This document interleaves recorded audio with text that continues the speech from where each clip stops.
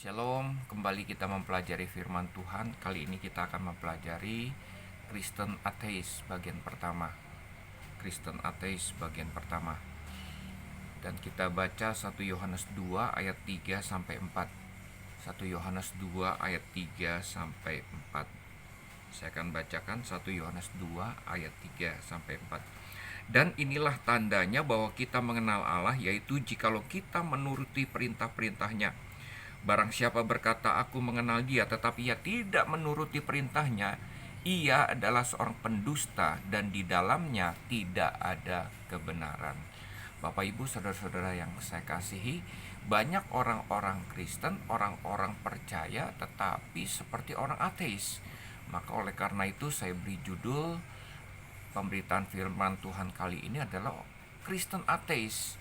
Orang Kristen yang pergi ke gereja tetapi seperti orang ateis, seperti orang yang tidak punya Tuhan.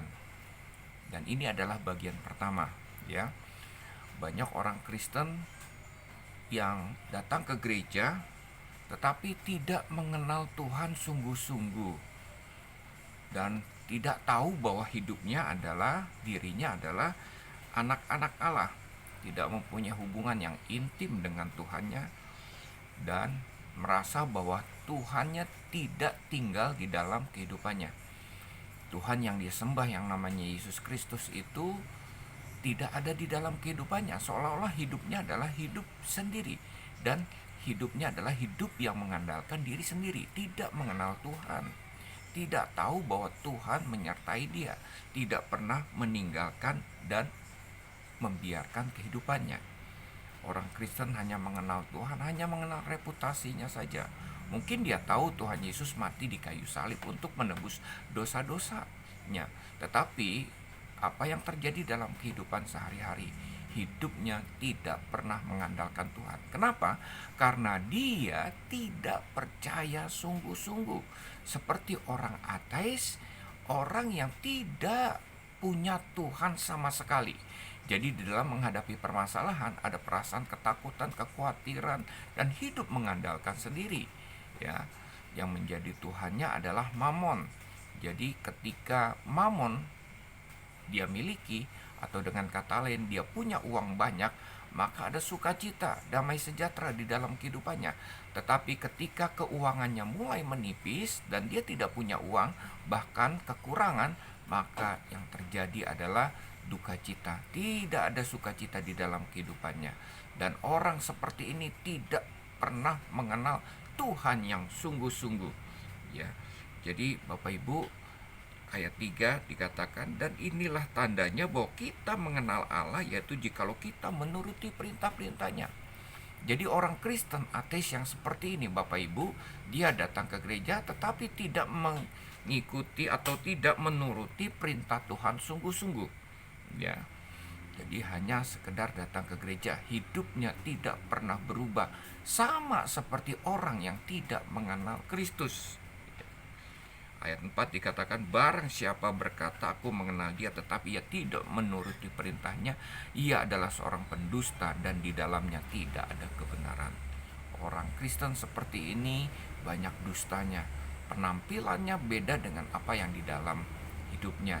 Tidak pernah berubah, masih terikat dengan dosa. Nah Bapak Ibu, kita mau belajar untuk menjadi orang Kristen yang sungguh-sungguh mengenal Tuhan.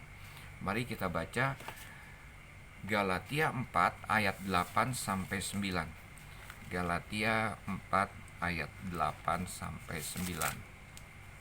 Saya akan bacakan Galatia 4 ayat 8 sampai 9 ini. Dahulu ketika kamu tidak mengenal Allah, kamu memperhambakan diri kepada Allah, Allah yang pada hakikatnya bukan Allah. Ya. Dulu sebelum kita mengenal Tuhan, sebelum menerima Yesus sebagai Tuhan dan Juru Selamat, pada hakikatnya kita memperhambakan diri kepada Allah-Allah yang sebenarnya bukan Allah. Ya, katakanlah misalnya Mamon. Ya, mungkin juga kita memperhambakan diri kepada dewa-dewa atau ilah-ilah dari tempat pesugihan dan lain sebagainya. Itulah Tuhan kita. Tetapi setelah kita menerima Yesus sebagai Tuhan dan Juru Selamat, totalitas. Karena kita tahu bahwa Tuhan yang sesungguhnya Dia adalah jalan, kebenaran, dan hidup.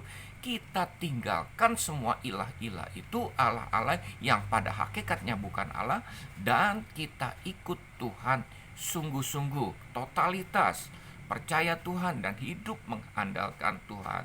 Inilah hidup sebagai orang percaya, orang yang mengenal Tuhan, orang yang tahu Tuhan, bahwa Yesus Kristus sanggup diandalkan melalui Roh Kudus di dalam kehidupan kita, di dalam menghadapi kehidupan ini.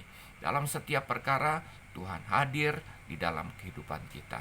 Akan tetapi apa yang terjadi, Bapak Ibu? Ayat 9 dikatakan, tetapi sekarang sesudah kamu mengenal Allah, atau lebih baik, sesudah kamu dikenal Allah, bagaimana kamu berbalik lagi kepada roh-roh dunia yang lemah dan miskin, dan mau mulai memperhambakan diri lagi kepadanya. Ya. Jadi setelah menerima Yesus sebagai Tuhan dan Juru Selamat, mulai undur, Bapak Ibu, dan kembali diperhamba oleh dosa, memperhambadikan diri kepada ilah-ilah yang lain, bukan kepada Tuhan. Banyak kehidupan orang Kristen yang jatuh bangun dalam dosa. Oleh karena apa? Oleh karena kembali terikat dengan dosa. Bapak Ibu, saya percaya orang yang seperti ini belum mengenal Yesus sebagai Tuhan dan Juru Selamat di dalam kehidupannya, dan belum menerima Yesus sebagai satu-satunya Tuhan yang dapat diandalkan di dalam kehidupannya. Orang seperti ini kebanyakan belum lahir baru, masih manusia lama. Ada seorang pendeta dan istrinya dan keluarganya diberkati Tuhan, banyak memimpin jemaat, gerejanya besar di tengah-tengah kota Jakarta. Dan apa yang terjadi? Keluarganya berantakan, suami istri cerai, suami yang adalah gembala sidang stres, dan istri kemudian kawin lagi, Bapak Ibu, ya, dan mulai memperhambakan diri kepada dosa-dosa di dalam kehidupannya. Mengapa itu bisa terjadi? Karena orang itu belum mengenal Tuhan yang sesungguhnya. Kalau orang itu mengenal Tuhan yang sesungguhnya, dia tahu apa yang dia harus lakukan. Karena apa? Karena di dalam dirinya ada Roh Tuhan. Roh Tuhan itulah yang memampukan dia untuk berkata tidak terhadap dosa. Kalaupun jatuh, Alkitab katakan dia tidak sampai tergeletak. Tuhan sediakan fasilitas pemulihan di dalam kehidupan kita. Tuhan tolong untuk kita tidak lagi terikat dengan dosa. Bapak Ibu, kalau hari ini kita masih diperhamba oleh dosa, pertanyaannya, sungguhkah kita mengenal Yesus sebagai Tuhan dan Juru Selamat? Sungguhkah kita sudah mengandalkan Tuhan sungguh-sungguh di dalam kehidupan kita? Apakah kita sudah lahir baru dan tidak terikat lagi dengan dosa? Hari ini ketika saudara terikat dengan dosa, minta kepada Tuhan supaya Tuhan lepaskan kita dari segala ikatan-ikatan dosa, dan minta Roh Tuhan tinggal di dalam kehidupan kita. Dan Roh Kudus mulai saat ini ketika kita percaya Yesus sebagai Tuhan dan Juru Selamat sungguh-sungguh di dalam kehidupan kita, dan kita serahkan hidup kita kepada Tuhan, dan kita berdoa kepada Tuhan, meminta Roh Tuhan untuk tinggal di dalam kehidupan kita. Saya percaya mulai saat ini Roh Tuhan akan tinggal di dalam kehidupan kita dan menolong kita sebagai anak-anak Allah yang punya kuasa dan sanggup berkata tidak terhadap dosa. Itulah orang-orang yang sudah mengenal Allah. Karena apa? Karena Tuhan itu sanggup diandalkan di dalam kehidupan kita. Dan terlebih lagi, mengenal Tuhan adalah orang-orang yang melakukan perintah-perintahnya. Bagaimana kita bisa dapat melakukan perintah-perintah Tuhan?